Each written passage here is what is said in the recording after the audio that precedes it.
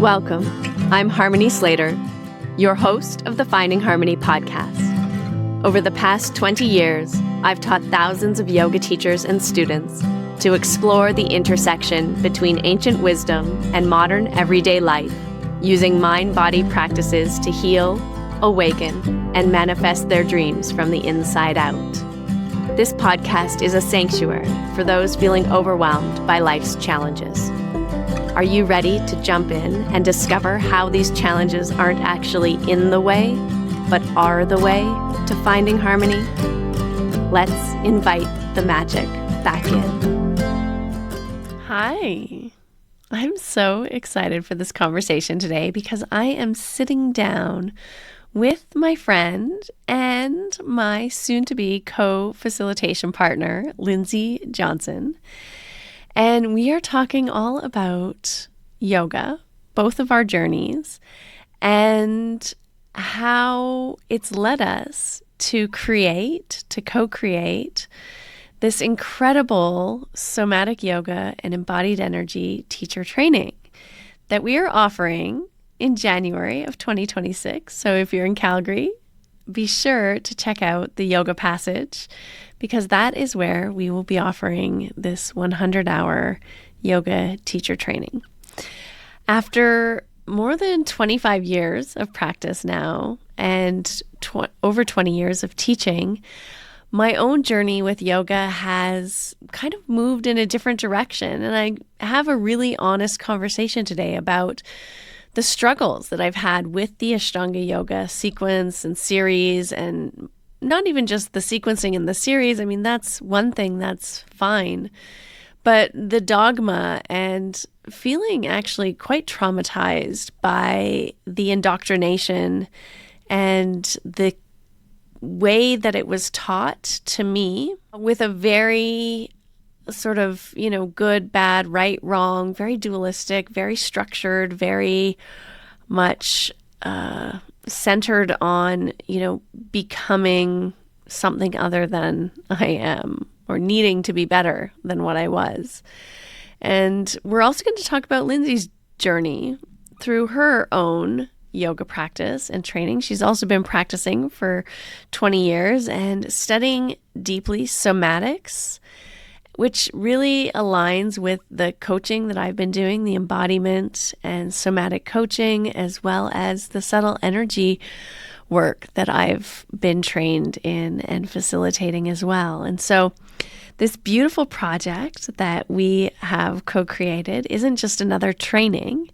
It's going to be more of an initiation and a supplement to what you already know as a yoga practitioner and as someone who's probably already done a yoga teacher training. It's really for people who are interested in going deeper into understanding yoga and your body and how your body moves and feels in the tissues in an embodied way. It's really about nervous system literacy, trauma sensitivity, embodied leadership, learning to teach from a felt sense and from an embodied presence, and really understanding how your body isn't the only thing in the room, how there's a field of energy both within the body but outside of the body, and how, as a yoga teacher, understanding the energetics of your students and of bodies is so helpful in informing the way that you work with students and the ways that you instruct them and even come into their energetic field as a teacher. So Lindsay brings her over 2 decades of somatic healing, trauma-informed facilitation, and movement-based therapy. And she is really a pioneer in helping people return to their bodies using the tools of yoga and combining them with somatics, using this language that is very much choice-based, really leading with sovereignty and the autonomy of the student, and also taking out any sense of competitiveness within the class, really focusing on collective healing and community rather than competition. And so for those of you who may not know, I think most of you do, though, about my subtle energy work with spinal energetics using the breath and breath work, as well as the chakras and the entire subtle energy system that gets mapped out through yoga, through the koshas and the nadis and the inner architecture of our spine and the kundalini energy that's used for awakening. I mean, we're bridging these two worlds and bringing them together in this really, really special way where soul meets science, somatics and energetics and trauma literacy, as well as ancient yogic wisdom together in a beautiful little package. And I cannot wait to share this with you because I think it will give you some insight into how, if your Ashtanga yoga practice or your very structured practice is no longer serving you or sitting with your body in the way that it used to. I just had a coaching call with a client a couple days back, and she just said, I just can't do it. I keep getting on my mat every morning and my body just says no. And so if that's your story, this is going to be a conversation that you will love because it is layered and it's also really revealing how both of us arrived here in this space as practitioners, as teachers, as mothers, as humans, remembering how to trust our bodies again and how to listen to the wisdom that's held within. So if you are a yoga teacher, a healer, or a coach, and you want to go deeper into your own understanding with us, and you live near Calgary, Canada, this training's offered in person right now, but we are looking at an online option. But right now it is in Calgary. So I encourage you to check out the Yoga Passage. We'll be starting there in January. And if you're just interested in what it is I'm talking about and how somatic yoga and embodied energetics is different than what you've been doing, this conversation might spark something inside you and will give you a taste for something a little bit different. So let's dive right in. Hi, and welcome to the Finding Harmony podcast. I am here today with, not Russell, if you're watching this on video. This is my dear friend, Lindsay Johnson, and we're going to have a chat today. Hi, Lindsay. Hi. Thank you for having me. Thanks for being here. I'm so excited about this conversation because I'm going to tell them a little bit about how we met. I met you, I don't know, a little while back, maybe a year ago. Yeah. At the Yoga Passage in Calgary, right here in the city. Yeah. And it was a really beautiful experience coming into your class because I have this hang up around yoga in that I feel like, especially at that time, I was like, I don't want to practice Ashtanga yoga. Every time I feel like I was practicing this very traditional sequence at that time, I felt like I was being traumatized. It felt like everything in my body was saying no. I just didn't have the energy for it. I would do like sun salutations and be like, okay, that's enough. And I just felt like I really needed some support in getting back into a practice. And so when I came to your class, it was amazing because I was totally unexpected and it was very different than any other yoga class I had ever taken. It was much more about introspection and feeling the feelings, and just like your language in the class was amazing. It was so aligned with everything that I had been studying and integrating myself and learning myself about when it comes to coaching and somatic embodiment and how to guide clients in a trauma-informed way and help them really meet themselves and all their parts and love and acceptance and self-compassion. And so the language was so beautiful. And I was just like, oh my gosh, here's someone who's taking all of this wisdom and all of this intelligence and knowledge and very cutting edge approach to healing and integration and embodiment, and weaving it into kind of a vinyasa style yoga class. Yeah. And then we did some like shaking, which I was like, this is crazy.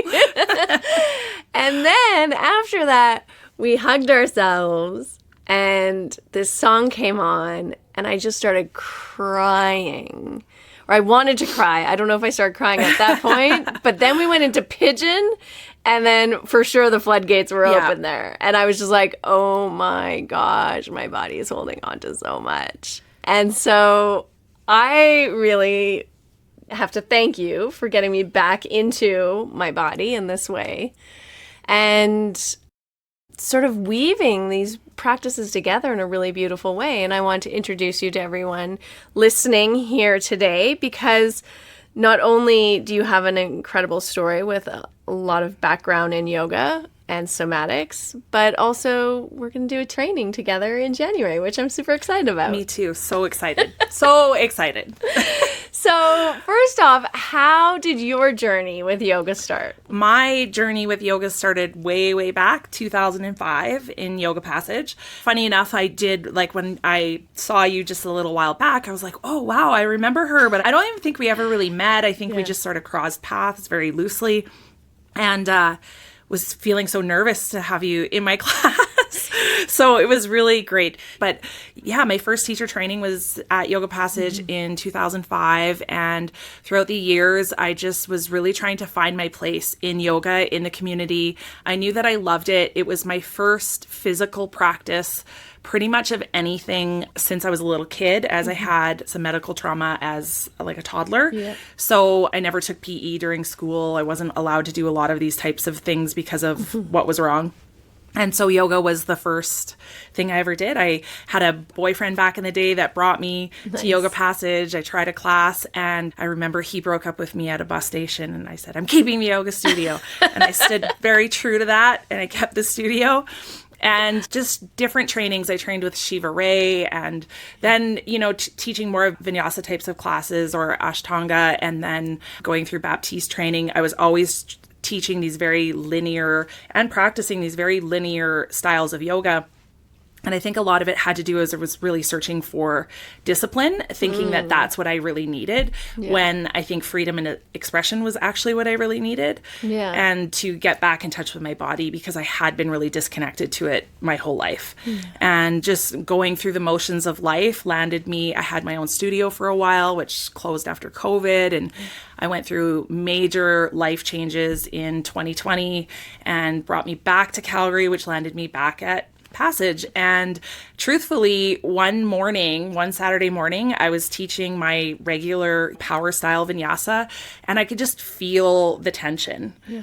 And I could feel the charge and I'm starting to understand this like sympathetic energy. And I just kind of stopped what I was doing and I just put on this one song that I love to shake to. And I just guided them through this shake. And it was like everything changed in that moment.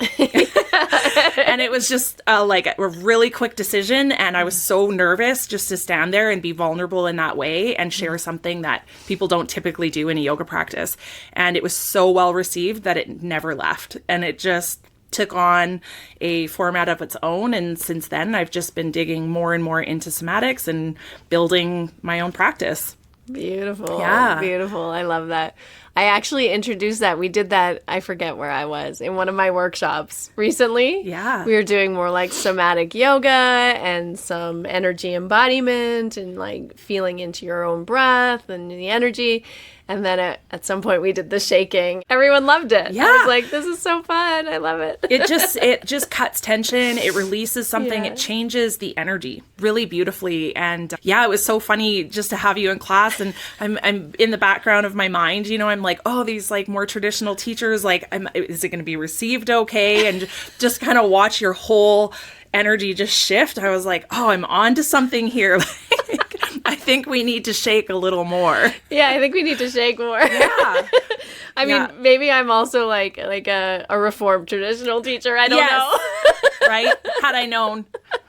I'm like a quiet quitter, in the background. Yeah, and you just never know, right? You put yourself out there and you're like, okay, we're going to do things a little different today. Yeah. And yeah, it's really shifted something in class. And now I think there's maybe only one class a week that I teach where I don't throw in a big shake. And that's really because they have to go back to work. So I try to be mindful. Yeah, no one will want to go back to work after that. It's like kind of bring out the emotions sometimes and the heat. So yeah. You speak to something that like we often talk about on this podcast, which is like the evolution of practice. And so I'm curious, you talked about your training with Shiva Ray and with Baron Baptiste and like needing this discipline or wanting discipline, seeking discipline. And I feel like, Russell and I have often talked about this also with Ashtanga yoga. It's very disciplined, very structured. Even the times that you practice is very disciplined, very structured. Your diet starts to get very disciplined, very structured. Everything's like quite masculine and being held in this very masculine container, which isn't bad. And like maybe that's something like this is my question, that you needed at that time. Because I know for me, I felt like it really helped to create that kind of direction and focus and discipline in my life and gave me a lot of, confidence or direction to grow. Absolutely. I think the discipline for me, it was the first thing I'd ever done that was actually really like a structured something. Yeah. And now looking back, understanding how my nervous system was operating and never quite feeling safe in my body, I think it really allowed me to anchor and feel safe. I knew it was coming. I didn't know at the time, but I was actually a very hypervigilant person for a really long time. So it gave me this felt sense of safety until it didn't, until I felt safe enough to realize that that's actually not what my soul wanted. But it taught me how to be a great teacher, how to cue, how to connect to people. I think when you are moving and teaching more somatically, there's a lot of freedom. And when you start teaching, that can be really tricky. It can be really challenging. Right? Yeah. So having something to teach from can give you the structure to become a really, really great teacher, and then anchoring into what it is that you're really here to express or share. I think what you said too really lands for me is having that, I think especially we come to yoga often and we're processing maybe transition or trauma or past childhood disorganized families and different things going on, all the right? Things. Yeah, all the things. And we often talk about even like the Ashtanga yoga community in Mysore when we went there back in the early 2000s was like sort of going to adult children of alcoholics, like Al-Anon? Al-Anon. Yeah. But not like Alcoholics Anonymous, but like the children of the alcoholics. Yes. And it was like that. So there's a lot of trauma to process there around things that happen when you're growing up and really wanting like a father figure to hold that space, to show up for you day in and day out and to be a positive example rather than a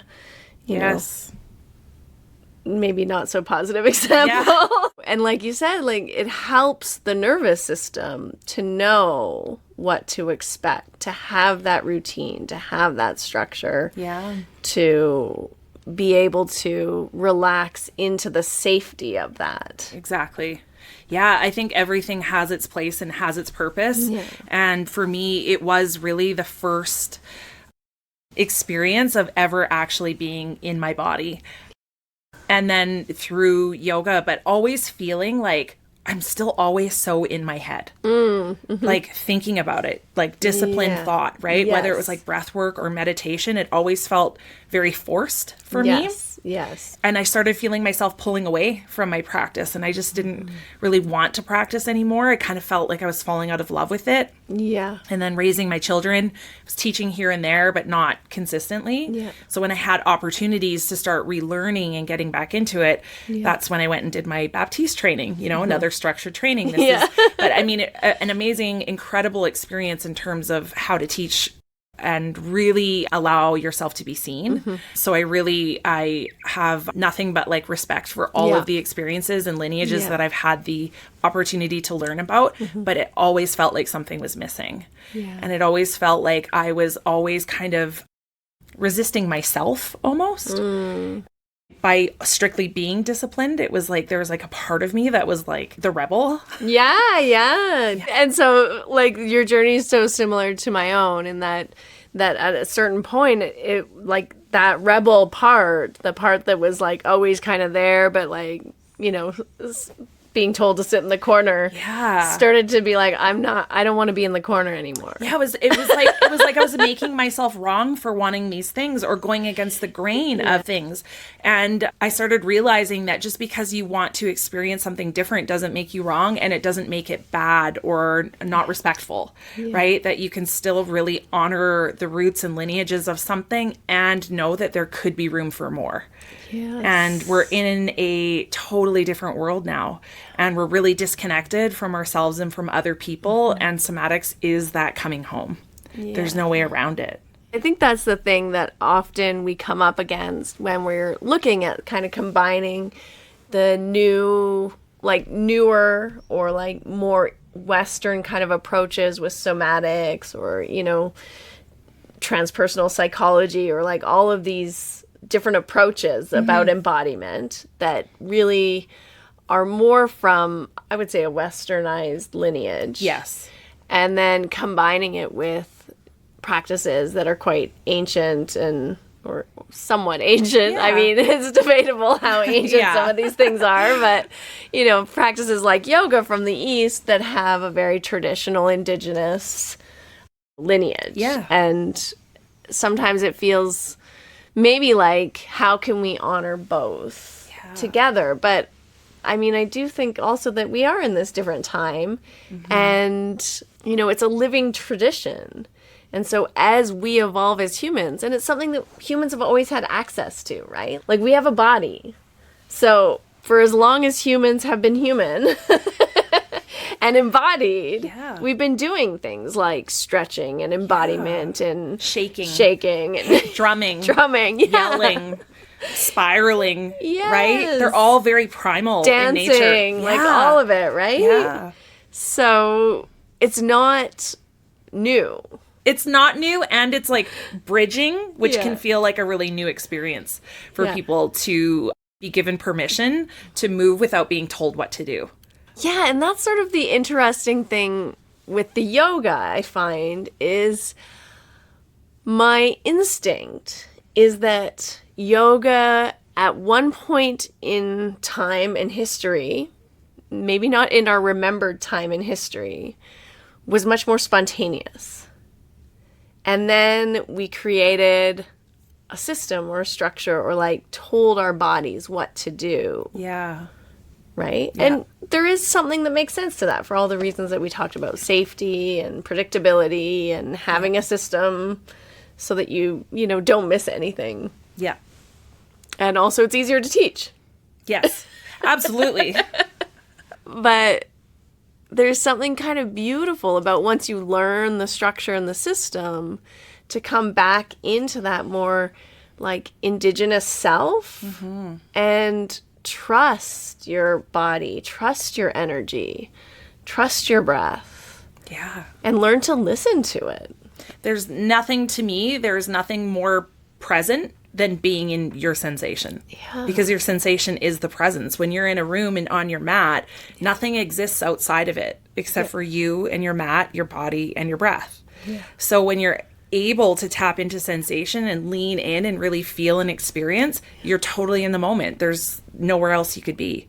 Whereas sometimes I feel like when we're moving through things linear or when we know what's going to come next, our thoughts are somewhere else. Yeah. Right? It's like we're in the rest of our day. Our to-do list, we're like in Superstore up here. On the yoga mat down in here. Yeah. And that's why I love it so much, is because it's helped me really anchor as someone who lived so much of my life up here. It really brought me into here. It made me realize that even though I understood what emotions were, I didn't know how to feel them and I didn't know how to express them. Yeah. And then you bridge that with just being in the physical body and you put the two together and it's just this like, it's beautiful. Yeah. Yeah. It's probably my favorite thing. It is my favorite thing. Yeah, because it really like, you know, this is something Russell says to me. He's like, don't do yoga. Just go do active spinal. You need to like rebrand it in your mind. Yeah. And I was like, okay. Because it's exactly that I think also the energy work, like the embodied energy work, like spinal energetics, or, I'm doing this genius frequency now, which is also about like learning to feel into the movement of your own energy and using the breath to notice how that affects different elements in your body, different movement of energy in your body. And so it's really this beautiful marriage between breath, body, and energy that's happening. And as you say, like, it drops you immediately. I think this is the thing that happens, like, when we sit down to meditate and people say, I can't meditate. And it's because we're trying to make our minds not do something. Yeah. But really, deep meditation happens when we drop into the awareness of the present moment, which is definitely connected to sensation. Absolutely. Absolutely. Yeah, and that's how it always felt like a big fight to me. And I'd just sit there and like, this is so not enjoyable for me. Yeah. And then I would shame myself for not being able to sit with myself for even 5 minutes sometimes. It would just feel, and not understanding that I had so much pent up, undigested emotional experiences inside of me. And I didn't have a safe space for them to move and be. And I had to teach my nervous system not just how to regulate itself, but how to build enough resilience that I felt safe enough to let the energy start to move. Yeah, that's so interesting. I think this is something that a lot of people experience, especially people that I've spoken to in the Ashtanga yoga community that are very much action oriented. And so can you speak a little bit to like, where do you think that disconnect happens? Because it's so interesting and a little bit strange to me that this happens, but that like we're in our body because we're using our body, but we're not embodied. I've started to kind of explain it like, let your practice be less about doing and more about feeling and allowing. Because I do feel like because our society has such like addiction to dopamine, so that also includes action, hustle, right? We've tied and connected so much of our worthiness to what we do. Yeah. And so then we chase the postures, right? Well, I'm not good enough if I can't stand on my head or on my hands. And so then when you start to strip that away and you realize that you are already whole and worthy and the goal is just stripping away what's in the way of that, that's when you start to become more embodied. You're more willing to meet yourself where you are. You start to drop the resistance. You start to unbrace and unclench. Because we're always trying to chase our worthiness and prove to ourselves and prove to others I'm worthy to be here. Yeah. When we're already worthy, whole, complete, all the things. Yeah. And it's so tricky, especially if, like, I think for a lot of us, that's a deep core wound. Yeah. It's the deepest of wounds. Like, really needing to prove our worth. And if you don't think you have it, just wait.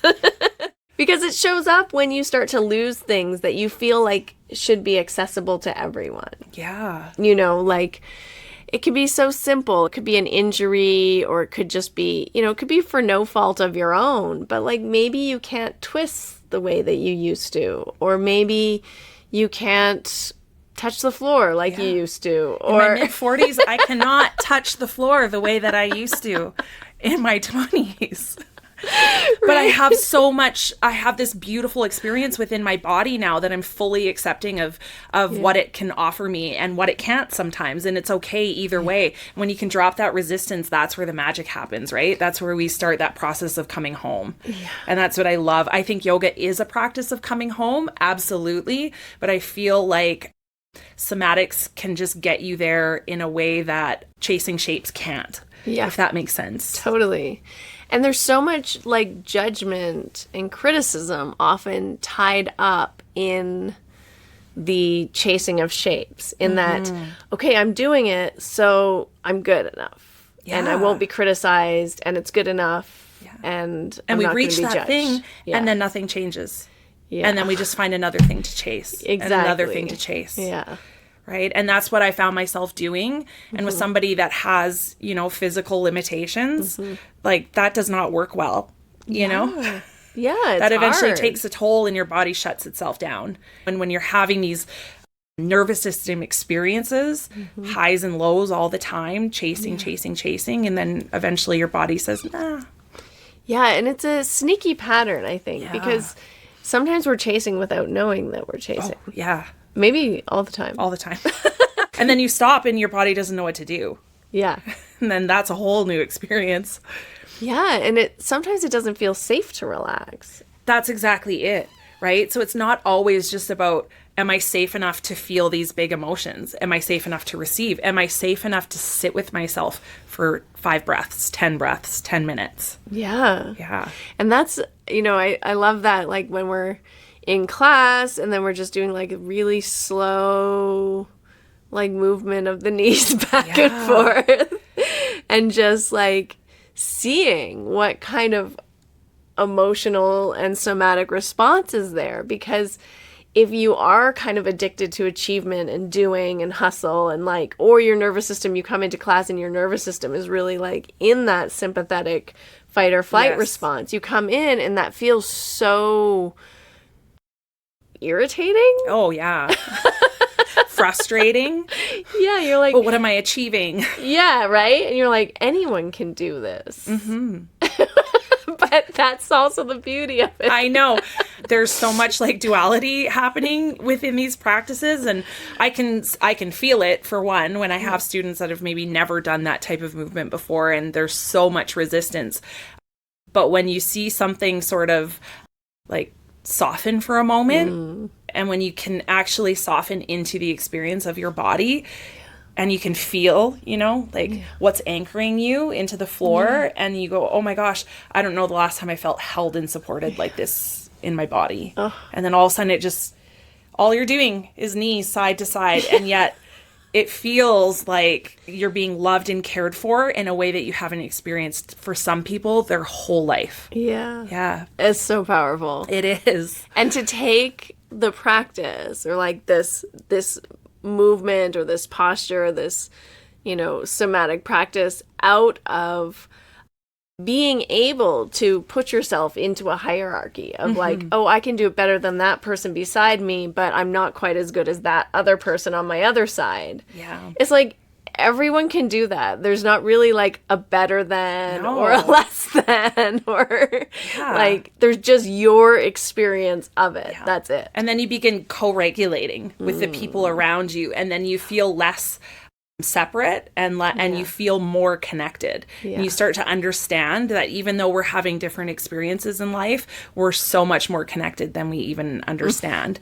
And how much we can start to trust through even just rolling around on the floor with somebody beside you, or even like hitting the mat, like doing things like that. Like you see it in some people, especially for women, because we've been taught since we were so small to take our anger and, quiet it, right? Or our expression and our voice and keep it small. And so when you have the opportunity for that to express out through your hands or stomp it through your feet or move it through your mouth, it's so powerful. Yeah. It's like giving yourself permission to just be for a moment and to allow yourself the full spectrum of your emotions.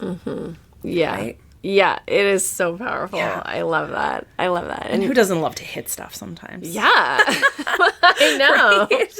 Yeah, it's so good. It's such a release. People love it. And I love it. I think it's like what we need right now. Yeah, I really believe that. Coming out of, when we've had challenging maybe upbringings or hard relationships where we have that anger that's suppressed, right? And it's on the brink of rage and we have nowhere to put it, and we're putting it in all the wrong places, and it just gives you somewhere safe to land and turn the music up and be in your body and just get it out. Yeah. Or we try and escape from it too, right? With all kinds of different things like, substances or shopping or all the different things that, we're trying to like make ourselves feel better so we don't have to actually feel the thing that we don't want to feel. Yeah. So then that's when we run it out in a yoga class. Who knew? Yeah, it's a similar process, right? Or like going for a run. Okay, I'm just going to exhaust my body to the point that it doesn't have enough energy to feel the thing I don't want to feel. And that's another way that we escape from actually feeling things. Huge. We're like, when I started realizing just how much I was avoiding, numbing, escaping, and just not sitting with, it was like I had taken so many parts of me and rejected them and exiled them. Yeah. And somatics has taught me to take those inner parts and call them back and love them. Oh, it's so powerful. Yeah. Yeah, even like just like feeling tired, you know, I think that's the thing. Also, we don't let ourselves feel like, oh, I feel so tired. And even in like saying that, we're kind of like judging ourselves for feeling tired. You know? Yeah, like, it's crazy. Okay, so, like, let's take a nap. Let's rest. Yeah, or just, like, feel really tired. Just let yourself feel that. Exactly. And see what happens. The same as with overwhelm. Yeah. The easiest way to deal with those feelings of overwhelm is to let yourself feel overwhelmed for just a few minutes, just to sit with it. But that can feel so scary because of what we make it mean. Yeah. Yeah, it's true. When really your body is just real tired and just needs a rest. Yeah, or it's trying to think of too many things at the same time. Yeah. Or it's all the ego, all the subconscious layers, the story behind it, right? And we can get so attached to the story of it when really if we can just kind of get to know our internal programming and understand that it's just a belief, it's not actually truth. Yeah. And the truth is under, but we have to clear that energy. And that's what everybody seems to want to avoid is the feeling of the emotion and the energy, right? Yeah. Yeah, totally. And that's, I think, what's so powerful about combining these two approaches and bringing them into a single unified kind of approach to yoga. Because it's like bringing in the somatics, this, like all of that intentionality and intelligence and wisdom that you get from somatic coaching and like feeling the energy and clearing the energy, the embodied energetics, like being with the energy, letting it express through the body, the emotion, like the emotional intelligence of being with the emotions and letting them express in however you're feeling them in your body with some of the movement, because movement, you know, energy is, or emotion is expressed through sound and movement. Yeah. And so this energy gets like so stuck in our body, like you're saying, the emotion gets stuck in our body, the energy gets stuck in our body, and we need to shift it and clear it. And I think the feeling part is really, really important.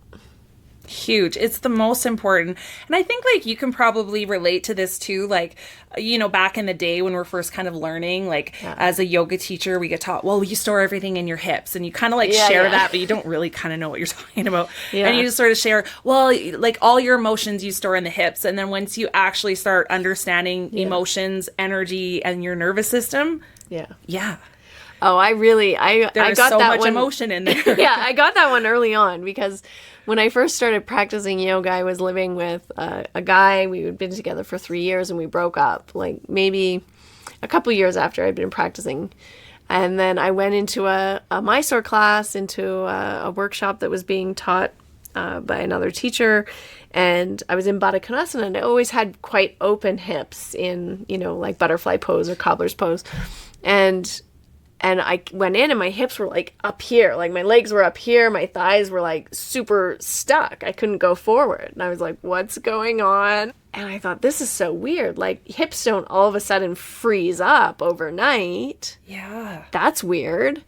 And then the teacher came over and pushed my legs down and like pushed my, you know, laid on my spine so my body would go forward. Yeah.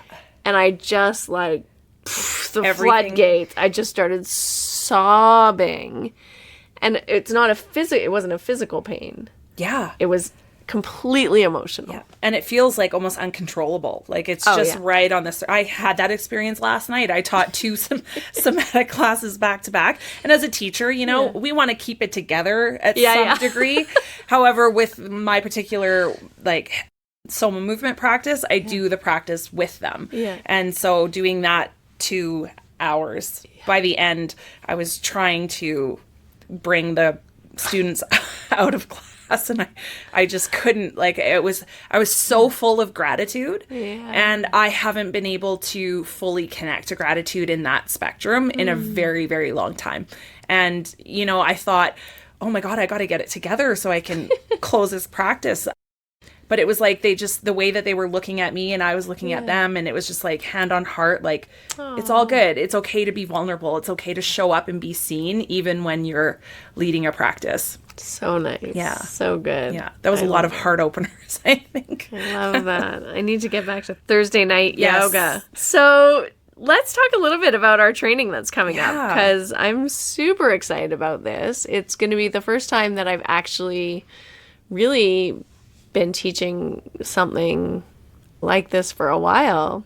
I haven't taught a teacher training for, I don't know, since I left Victoria, which was 10 years ago almost. Perfect, because this is my first, other than leading an immersion and workshops, this is my first training. And I mean, honestly, when I think about it, I'm like, how fitting, like how incredible is this going to be? Yeah. Like to take the things that's the stuff about yoga that really lights me up is energy, subtle body, somatics. Me too. And it's something that I've been thinking about doing for a long time, but I felt like the collaboration is so powerful because you can bring all of the physical, like somatic yoga teaching, and I really want to bring like this deep understanding of the nervous system. I mean, obviously that's in the somatic yoga as well, but like, and the energy body, the elements, the chakras, and like the field of energy, because I think that that's something we don't really get taught in yoga, is like we focus so much on the body and the physicality.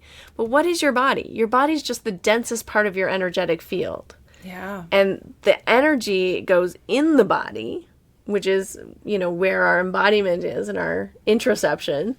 But then it also comes out of the body, which is our proprioception. Yeah. You know, and our field and our sensing around us. Yeah.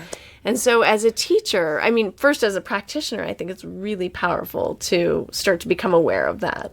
Yeah. But then as a teacher, how do you interact with students and like notice these things also? Like you're saying, you know, that shift, that subtle shift in energy that a student has, or even when you enter a student's energetic field, how are you doing that? Yeah. And it's very different than when you just see them as a physical body. If you see them as an energy being, the way you interact with someone is quite different. Yeah, and I think it's going to teach teachers how to sense, is this my energy? Is this their energy? Because that can show up. And when you're not aware of it, that can really mess with your mind. And when that happens, then your own limiting beliefs and stories get really loud. And a great teacher will have the ability to be able to differentiate between, oh, this is mine, or this is mirroring, or I'm just sensing something in the space. Totally. And then how you can actually use that to lead and cue from and speak from. And then you're in the moment, you're in it.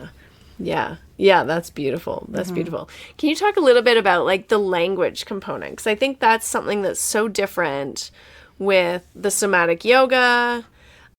And when we're talking about, you know, leading and facilitating, how is it, like, how would you describe it to be different than like your traditional kind of like vinyasa type class? Well, I think, I mean, I'll always be a huge advocate for good, solid alignment cueing, things like that. But for somatic cueing, I think it really just comes down to the feeling and sensation and how to guide practitioners into their body safely. So giving options, because our nervous system spectrums and capacities are so different from one another. So, you know, a simple reclined butterfly pose might bring out all the emotion in one person and nothing in another. So teaching that levels of safety, you know, and how you can, if something is too deep or too much, how you can anchor back and you can find, you know, like I believe Peter Levine, he talks about islands of safety in your body. So it's really like finding neutral spaces and then guiding back into the sensation. So kind of working through pendulation in a yoga posture. Yeah. And it's very optional, and it's really using curiosity and also playfulness to it. Right? Allowing for this sense of let yourself be and meet yourself where you are, right? With love and curiosity, and see what's available, because we can get so stuck in our mind space. Yeah. And it's a little different too. Like it's not like 5 breaths this side or 5 breaths that side. Sometimes I don't even start right side and then left side. It really just depends on the experience and the energy that I'm trying to create in the space. Yeah. Which can sometimes for the A-type yogis be a little bit hard. Yeah. Not doing things on 2 sides is challenging.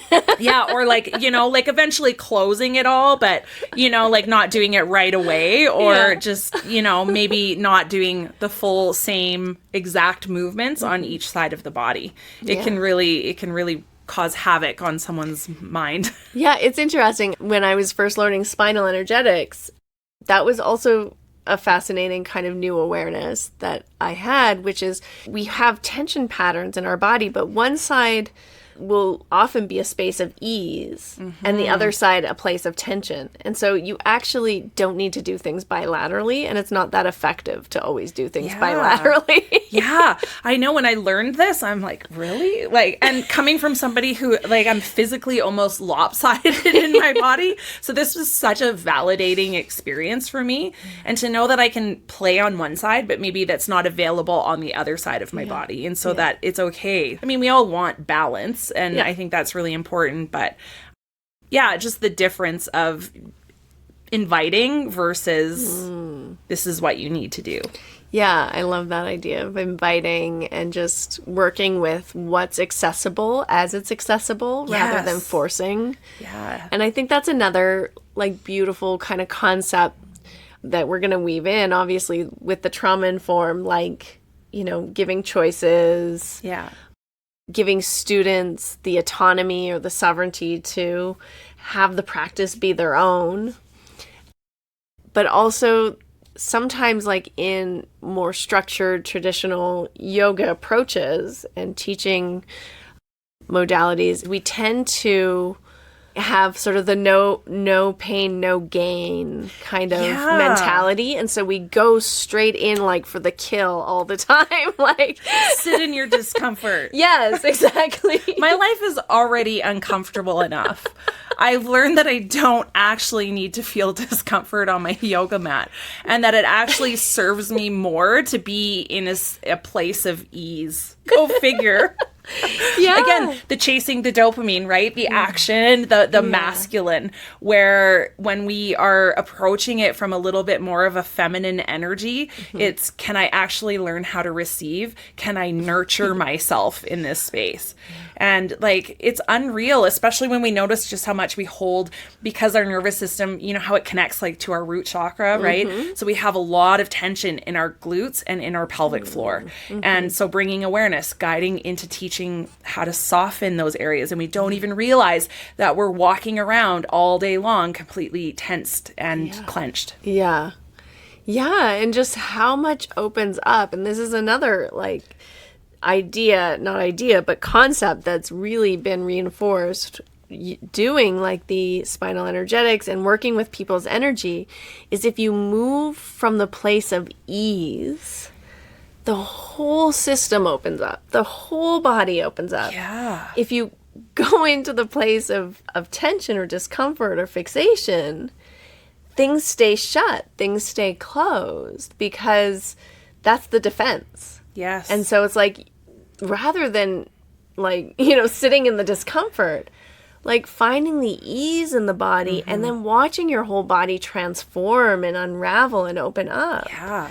It's a totally different approach than I think the way that most yoga classes get taught. Absolutely. Often. And I think especially nowadays, because nervous system literacy has become really big and you kind of see it everywhere now, we kind of approach it from this, like the way that we're trying to regulate. We sometimes forget that we can't regulate until we feel safe. Yes. And we can't feel safe until we understand what ease feels like. So you need to build safety first and then work towards expansion or resilience of your nervous system. So learning how to relax first, which is what I think most people need the most. Yeah. I've been doing a lot of fascia work lately. Nice.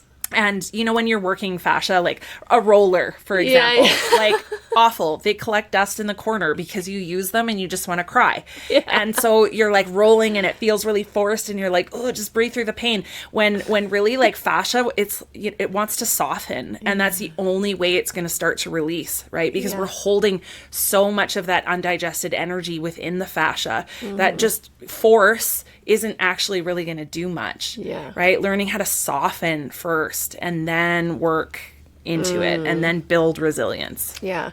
And I think like this idea also that our nadis, our energy channels, run through the fascia. Yeah. Like, I mean, when you just go at it like with that kind of force, it's like your body's going to defend against it. Your physical body is your shield of protection.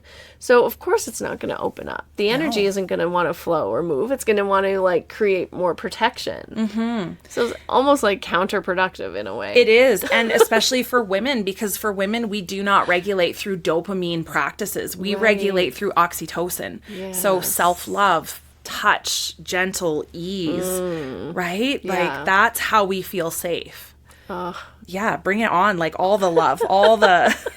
self-touch, like, you know, be in a yoga pose, massage that space that's holding sensation, or even just a hand there, reassurance, right? So that part of you knows this experience is old and I'm safe now to feel it and just to let it be. Totally. I think that's such another important point that we often don't, it's not highlighted in, you know, the way that yoga is being practiced or taught or passed down, but it is a very masculine approach to just like sit and be still and like, don't touch me, don't look at me, stay in one spot, you know, strong determination. I'm just going to sit here and be unmoved until enlightenment shows up. And it's like, okay, that's one approach for sure. It's not that it's not valid, but it brings a certain kind of masculine structure container again in this sort of like fierce determination. And there is another way, and then you're speaking to it, which is like, oh, feel in your body, put your hand on your heart and your belly, connect into your breath. Oh, you're feeling sensation here. Like, oh, there's some movement. Okay, feel into the movement. Like, doing the feminine balancing act to that masculine approach is powerful and might be something that you connect more to as a practitioner than this sort of masculine approach. Yeah, I think definitely. And, you know, like, for example, when we are opening a class, typically something like cat-cow, right? Like extension, flexion, getting that little bit of fascia work through the pelvis, kind of exploring the body. But then when you give permission to then, well, let your spine move in any direction. I love that. Right? And you can just see how uncomfortable that is for a lot of people because they've never really been given permission to just move and be. And once you get into it, to me, it's like all of a sudden all my defenses are melting away. All my restriction is melting away. And all I'm left with is me, like this deep part of me, this very embodied divine part of who I am. And it feels so much more real to me in my body. It's what works for me. It's what allows me to feel at home. Yeah. And you know what I always think about is that the Kundalini energy, you know, we do all this yoga practice, all this intense, like, masculine practice to awaken Kundalini. Yeah. Kundalini isn't masculine. It's a feminine energy. It's, I mean, the noun itself is a feminine noun. The Shakti, the Kundalini, is said to be a feminine energy in the body. And that body doesn't move in a way that's like a straight line. It moves like nature. Yeah. And I don't think anything in nature moves in a straight line. No. Specifically. Yeah. It moves like this, right? Even the way we walk. Even if we're walking in a straight line, we're not going just like zoop, like a jet plane.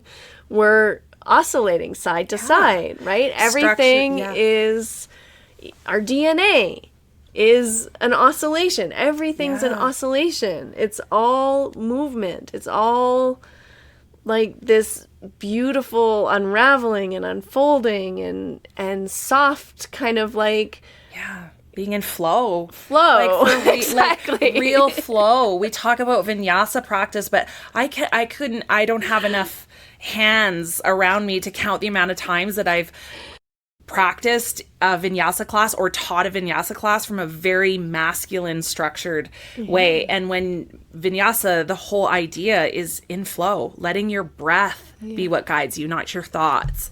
And that's exactly it. There's nothing more somatic than when you allow yourself to tune in and let your breath guide and lead. But we just live in a very masculine structured, energy-wise, a masculine structured world. It's how everything is structures and systems and linear, and the feminine is not linear at all. No. And it's wild and expressive, and somatics is like a reclamation of all of those pieces, right? Especially for women, the parts of us that we've been, taught to kind of exile away.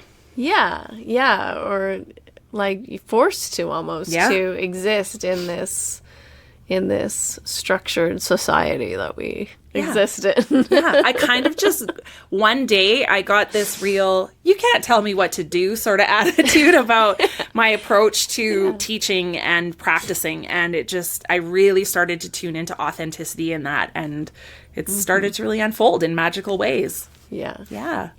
I love this. So if you're in Calgary and you want to join us, you can come and join us. At the end of January, we're going to be at the Yoga Passage, which is very exciting. It's actually the very first teacher training I took also. It was called Yoga in Motion back in, 2000, I think, and has since transformed into the Yoga Passage. But the very first yoga studio I ever took a yoga class in, and same for you. Yeah. So we're going back, and 2 decades later, 2.5 decades later, doing a training for everyone so that they can also, connect in a more, I'm going to say a more feminine way, a more empowered way to their own practice and learn how to teach others, especially if you're already a yoga teacher. Or, I think it's great too for people who, because I get this a lot too, and you said this earlier, like life's already hard. And I think sometimes when our nervous system is already, we're already maxed out, and that can happen very easily these days because we're being stimulated all the time. We have so much stress with different things in life going on, especially in your 40s and 50s. We're the cycle breakers, so we're the ones going, I think things could maybe be different. Right. So I think then sometimes those old systems of practice aren't working for you. And what do? So many women I know come to me and they're like, I just can't practice anymore. So I'm running, or now I'm swimming, or now I'm playing tennis, or, doing other things, because that very rigid approach to practice, it doesn't work for your nervous system at that point. And so for me, I feel like this can be a beautiful way to come back into a practice of yoga for yourself in a way that is trauma-informed, that's somatic, that's about embodiment, that's about you making positive choices for yourself, that's about connecting with your energetic field, which is your higher consciousness. Yes. And really waking up to the movement of your own innate energy in yourself through breath, body, movement, emotion, all of the energetic, layers. Yeah, and even just learning and understanding how your nervous system operates and all the different ranges that your nervous system will experience in any day, right? And being able to understand and really lean into, it's like learning that authority again, right? Like our personal responsibility, because our nervous system is our energy, and it radiates and it connects to other people. Big time. And so just having that education and really understanding that how we show up in the world does actually affect other people. And it affects so many different things. It's all these different moving pieces. Your nervous system will give you so much understanding into all the different facets of who you are. That's so powerful. Yeah. So powerful. This is going to be so powerful. Oh my gosh. You have to come. Okay. So at the end of January, you can find out all the information at the Yoga Passage. There is an early bird special, I think, on until the end of December. I believe it's till the end of December. So you better squeak in there really, really fast if you're in Calgary and you want to join us live in person. If you're not in Calgary, but you're in somewhere close, Alberta, it's every other weekend, so you could come in for the weekend and participate, and it's going to be really, really powerful. So yeah, and maybe we'll offer it online one day. If you request it, we'll offer it. So drop us a note in the comments or in Instagram. It's the first of many, I think. Yes. And so tell everyone where they can find you. What are your places? So I teach out of Yoga Passage. So for live classes, I teach full moon events, workshops, things like that. I do have a little more specific somatic practice called Soma movement. I teach that Tuesdays and Thursdays. And then on Instagram, you can find me on LJ_heels, and then through Facebook sometimes as well. So yeah. And we'll put all the links in the show notes. So yay. Thank you so much for coming on today. Thank you for having me. It was so fun. So fun. If today's conversation stirred something in you, a curiosity or a little pull of your heart to explore what embodied energetics and somatic yoga might hold for you, then I'd encourage you to follow the link in the bio and check out the 100-hour teacher training that Lindsay and I are co-facilitating together at the Yoga Passage.